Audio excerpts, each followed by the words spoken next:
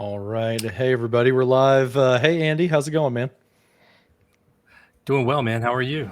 Doing good. We got a great show today. I'm really excited. We've had a lot of people coming in and joining. I've seen the numbers on YouTube going up. I'm sure the LinkedIn numbers are growing as well. But welcome everybody. It seems that we've got an exciting topic today. So let us know in the chat where you're watching from, and I'm ready to talk Copilot, man. It's almost here. I can feel it. Yeah, this one's going to be really exciting. I'm glad there's a lot of people that are really interested in this. I've been living in the Copilot world for a while now, mentally since it was announced, hands-on with it Hmm. here for the last little bit, learning a lot, excited to share a lot of that with the community, but also if you're out there and you are working with it or you're really curious about it, let us know in Hmm. all the various chats, whether you're on YouTube or LinkedIn or Twitter or wherever you're coming from. Let us know what you think about it, what you're excited to try out with it, what you've learned from it. We're all here to share, and we're just as excited to learn from all of you as we are to share what we've learned here coming up. Yeah, yeah. Andy and I, so we're in the early access program. We've both been using Copilot since August, September timeframe. And what we're hoping to do today is more kind of be like your all-in-one, one-stop shop guide to what to expect with Copilot, kind of, what's going to be available starting in November, what's part of that general availability, what they call GA. You'll see the term GA thrown around a lot. That's general availability. What is actually going to launch and what are we expecting to see? We can't do demos yet because it's not actually GA, but with some experience in the background, we're hoping to basically collate all of the resources that have been out there. There's tons of blog posts, tons of videos, Andy, that we're going to show that they've been scattered, and we thought if we could bring everything together and kind of have like a co-pilot pre-launch party, basically, maybe this could be a resource for those that are looking to just get end to end what can I expect in November, and then we can revisit again later on whenever we can actually live demo and get into like the tips and tricks and things like that. um I see, Daryl, you said you're gonna have to add chapters. I think we're definitely going to add chapters to this, and what we want to do as well is we want to cut this up into short videos or clips of some sort so that we can release them that way. So you'll probably see between the sections, I think, Andy, you want to do some type of, like, welcome to 365 deep dive. We want to talk about Word now. We want to talk about Excel. We we might do a little bit of an intro into each area. That way we can cut it up easier for you, so that you don't have to watch a 2 hour video if you don't want to later on. So, Or you can watch a 2-hour video with chapters, and you can put yep. it at double speed if you need, and you can get to the part that you're really interested in.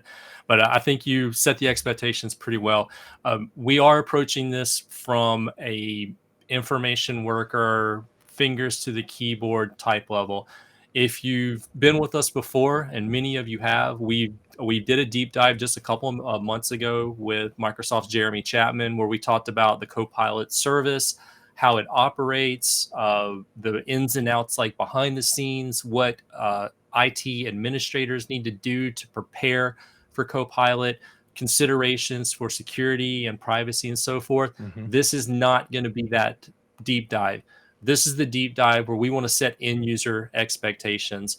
We want to really help you to understand what you can do with Copilot Hmm. and to help you to temper your expectations to a certain point, but also to show you that this is going to fundamentally change the modern workplace. Because in the short time that we've had it, I think we can both agree that it is game changing. And I don't like to use that word, that phrase loosely, but this is a significant leap forward in the way that an information worker can work day to day. And I'm really excited to dive into it. Yeah, I think the next 6 months or so are going to be very exciting as we all start to realize kind of that art of the possible and what, connecting the capabilities with the needs that maybe we didn't even know what we had. We were doing this kind of drudgery of work stuff and didn't even really consider it drudgery until we have a tool that can help with it. I think everybody's going to be, having a new perspective on things. I think over the next like year or so, it's going to be pretty exciting to be in IT. So Really, really agree with yeah, that. awesome. Well, let's dive right into it. No pun intended. Microsoft 365 Copilot. What is it? What makes it up? We're gonna just like very quickly do an overview, kind of a reintroduction for those of you who haven't heard of Microsoft 365 Copilot. I don't know who hasn't at this point, but at the very basic level, it's three main components, right? It's bringing these large language models or generative AI built on the open AI version of large language models. It's the data that you have access to in the Microsoft Graph. So Microsoft Graph, if you're not familiar with it, is not only all of the data that you've got, like your files, your emails, your chats, those types of things, but also the connectivity between that data, the kind of common threads through it, who you work with, who you share files with in the collaboration, who's worked on what at what point. All of that culminates into the Microsoft Graph, and those connections will inform what goes into and comes out of that large language model. And then it's built into our Microsoft 365 app. So rather than having to switch contexts all the time and go to Chat GPT or go to Bard or something like that, you'll be able to invoke it inside the app that you're already working in. So that it makes it, not out of the way to go do what you want to do. So these are the applications that they initially announced is Word, Excel, PowerPoint, Outlook, Teams. It's actually grown beyond that since the early access program started.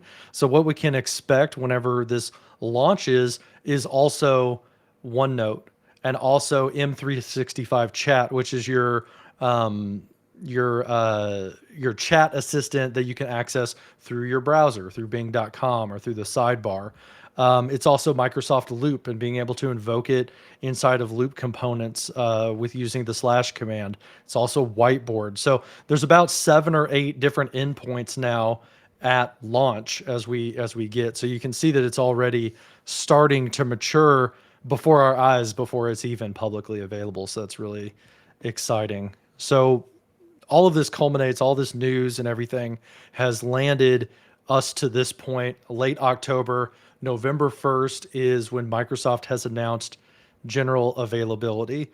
And Andy, I don't know if you've heard, like, what does that mean specifically? What can we do on November 1st? I think it's a little bit unclear, right? Like, I think we're going to be able to purchase licenses probably, but do you think, like, are the provisioning of the tenants, things like that? Have you heard anything what to expect in your organization? So, from what I understand, on November 1st, Copilot is going to be available for the enterprise enterprises that are not in the early access program. They're going to be able to go through their Microsoft partners. They're going to be able to purchase Copilot licenses Hmm. for their workforce, and then they're going to be able to start rolling out and implementing Copilot for that organization. That being said, just a couple of prerequisites there. If you're an enterprise organization, you're going to need, I believe it's M365 E3 or E5 licensing, Hmm. and then the Copilot license on top of that. The Copilot license is an additional $30 per user per month, Hmm. um, on top of whatever the E3 or E5 licensing cost is. So you're going to be able to purchase those for your enterprise organization. That being said, if you haven't taken a look at the documentation on data privacy and security and some of the information on how to prepare your infrastructure and your organization for Copilot, I would recommend that you do those things before you purchase the license and set this thing free in your organization. Hmm. Uh, you want to make sure that users have access to just enough information to do the work that they need to do, and that you're not oversharing. And oversharing, I think, is the one concern that a lot of organizations have, especially when you're introducing things like a generative AI into the equation. So, with that in mind, get ready for it. Test it in small pilot groups, because there are a lot of lessons learned. I know you and I, John, we've compared notes. Some of the things that like we've learned, and like um, our Hmm. organizations are pretty mature in the Microsoft apps and services, and you and I, from an IT pro standpoint, we've been doing this for years. There's a big learning curve here, I think, for rolling this out, but also from the end user Hmm. perspective, setting expectations and like what to do. So even though it goes GA on November 1st, and that's the starting point for a lot of organizations, you still want to take a piloted approach to this before you deploy it to the masses. And you really Hmm. do need to spend some time working on your user adoption and really understanding the use case around that. Yeah. So, a great question from Daryl here. Isn't it 120 grand additional or annual commitment upfront? That is correct. So, when Andy says, yeah, it's $30 per month on top of your E3 or your E5, that is, you need a minimum of 300, right? So, this is for organizations that have more than 300 seats. Um, I haven't heard one way or another. I'm just going to speculate wildly at this point. I believe that that is, there's a cost up front, right? That needs to stand up this instance of the LLM for your organization. And I think that Microsoft is just, the scale needs to be minimum of 300 to make that cost work out. That's from my own perspective. I haven't heard either way, but that would be what I assume the situation is that has that minimum of 300 users. It's difficult for us as well as MVPs, because like we're both in organizations that have more than 300.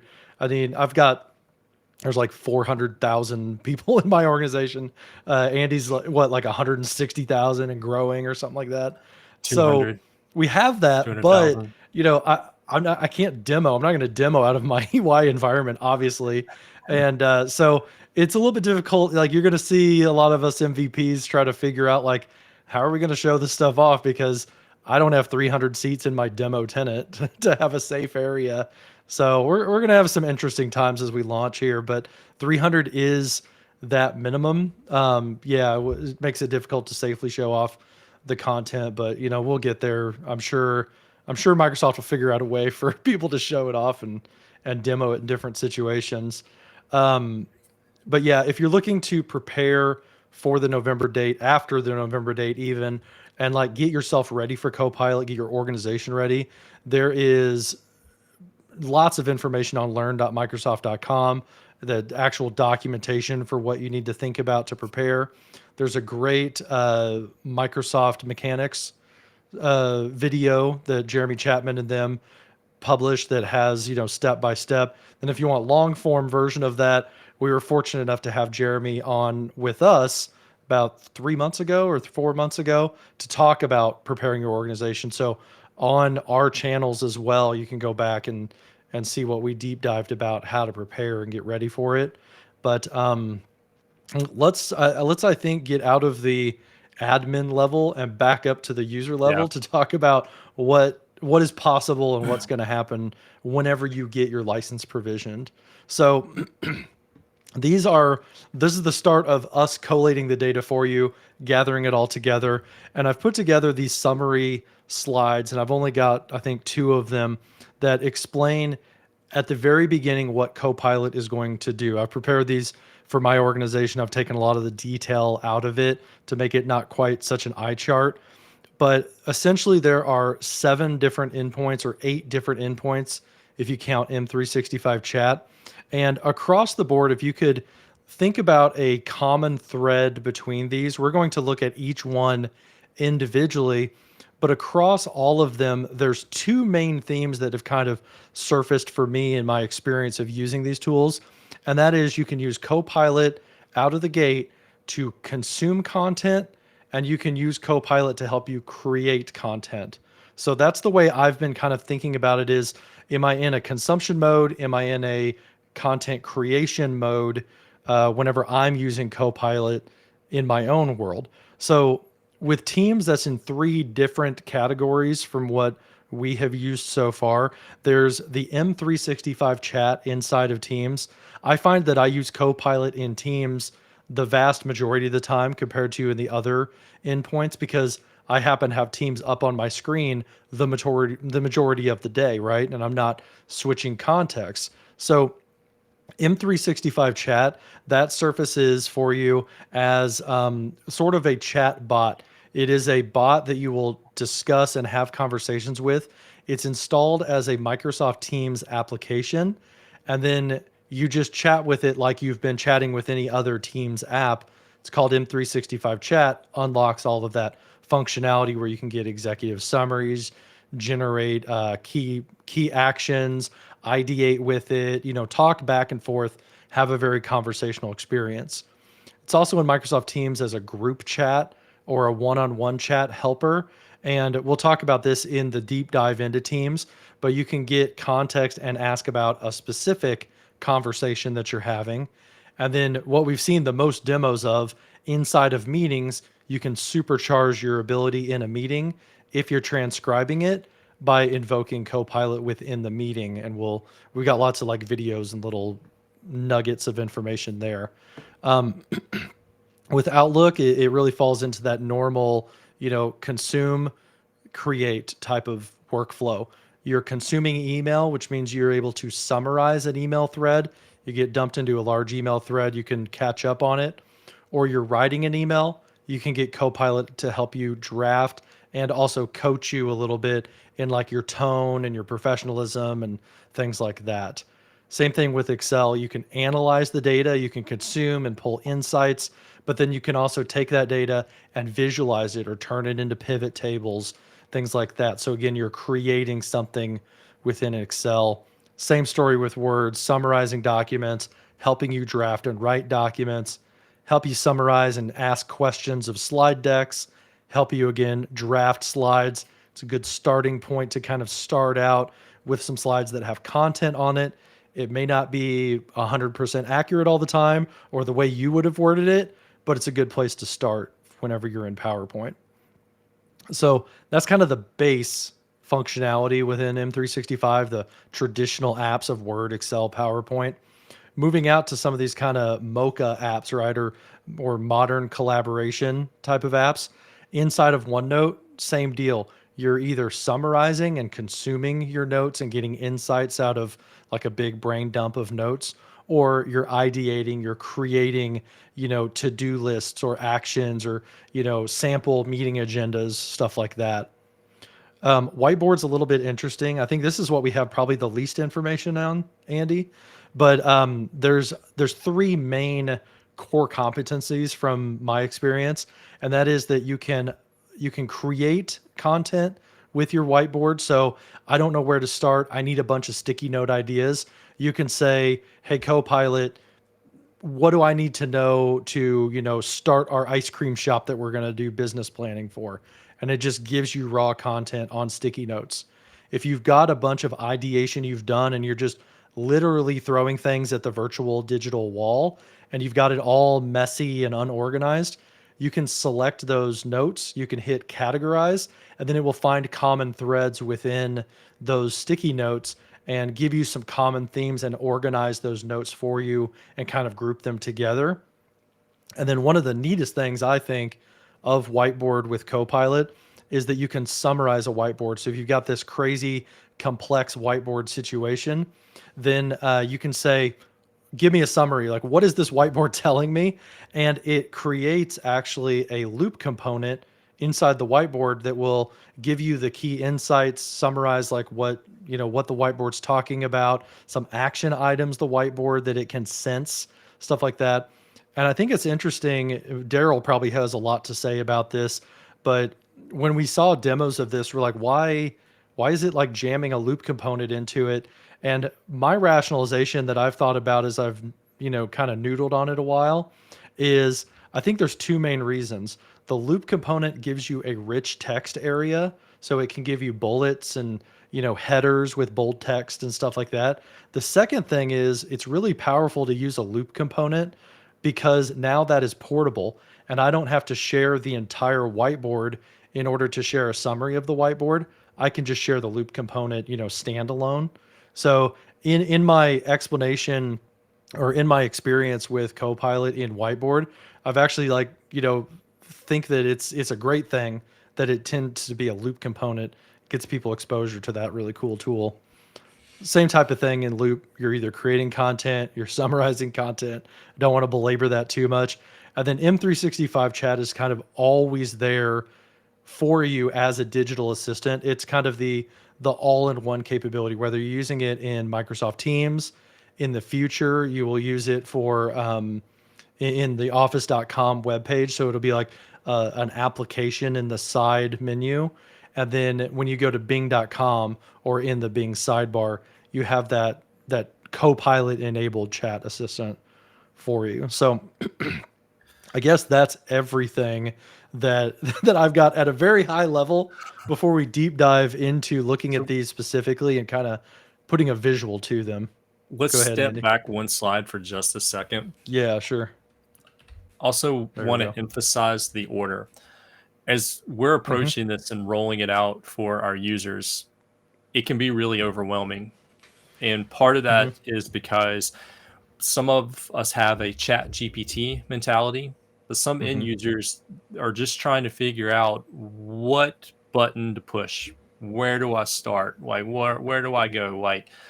And it can vary across, roles in the organization, vary across the generations that are represented in the organization, the workflow and the type of work that they do. So as you're stepping through this, try to meet the users in the place where it's going to make the most sense for them.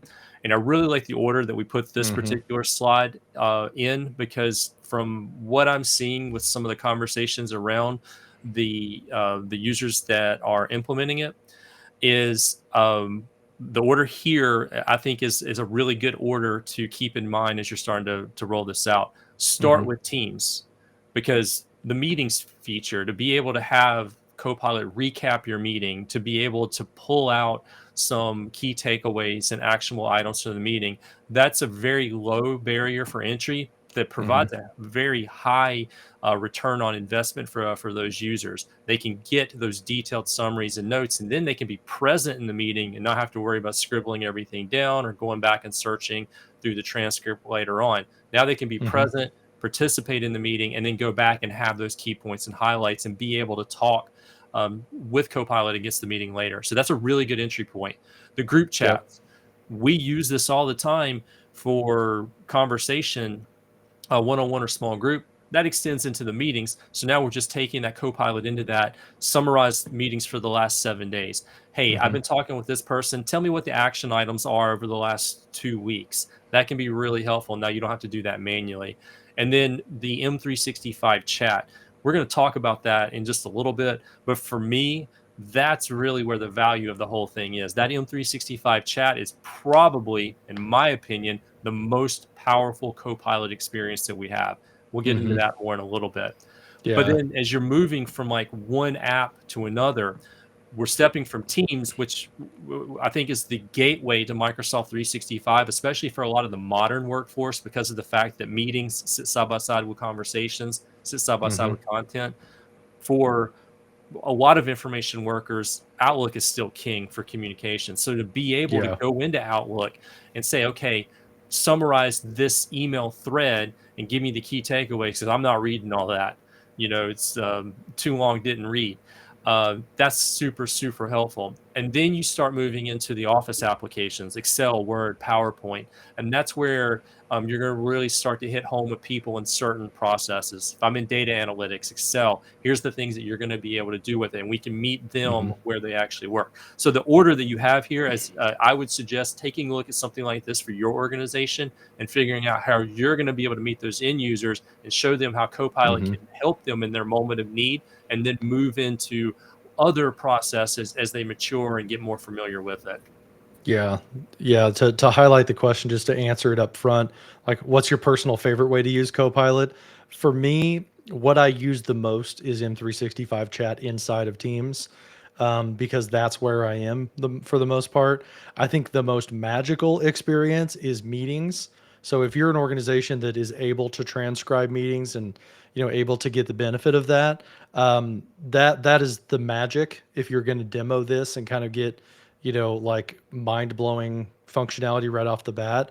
But the day to day for me is mostly Microsoft Chat because that's where I can kind of keep that conversation going and go back and forth several turns. So that's my favorite personally. What do you think, Andy? What have you been using the most? Or The thing that I like the most is the ability to reference files that I have in OneDrive, Teams, and SharePoint, whether I'm in Word, whether I'm in PowerPoint, whether I'm in Mhm. M365 chat, to be able to reference those files and to be able to summarize and consolidate. One of the demos that I can't wait to be able to show hands-on is creating a presentation, and being able to reference a, Mhm. business plan along with a specific customer that I'm working with in a fictitious scenario. But to be Mhm. able to reference content and have it automatically consolidate and summarize and merge that content together for me, that is, I love that feature. That's Mhm. amazing, and it extends in a Yeah. couple of the different Copilot experiences here. Mhm. Michelle, here's a use case that he's talking about is creating 3 to 5 points to prepare him for a MTR boot camp. And in his role, he's selling Microsoft Teams Room, right? And the latest functionality. He needs to be the latest up to date information. So he focuses on emails and meetings just from the last 3 weeks, right? I don't want out of date data. So like putting that little, almost like constraint on Copilot to say, I'm looking for the latest data in the last 3 weeks. That's really helpful for him. I would say a personal, the prompt that I like the most so far has been, I accidentally did a thumbs up on my camera. The favorite thing that I have done is getting executive summaries and project updates. So as an architect, I'm kind of looking at the bigger picture of like where these different projects are and what our progress is in different programs. So I like asking it to give me an executive summary of a specific project, and I don't want just a paragraph of text. I want a little summary of what the project is about. I want a bulleted list of the key achievements in the past 30 days. I want a bulleted list of the issues and challenges that we're running into. And then I want a bulleted list of what has the team said that they're going to work on for the next month, right? I kind of want that like snapshot in time of where have we been and where are we going. That for me has been just wonderful because it goes across all of my slide decks, all of my emails, all of the meeting updates that I have, and able to kind of like snapshot that into a project or a program update has been powerful in my role specifically. So, should we jump into Word? I saw that Yeah. Daryl was saying you better get ready for your, your intro for Word. All right, let's jump in and talk about the first one, which is Copilot in Word.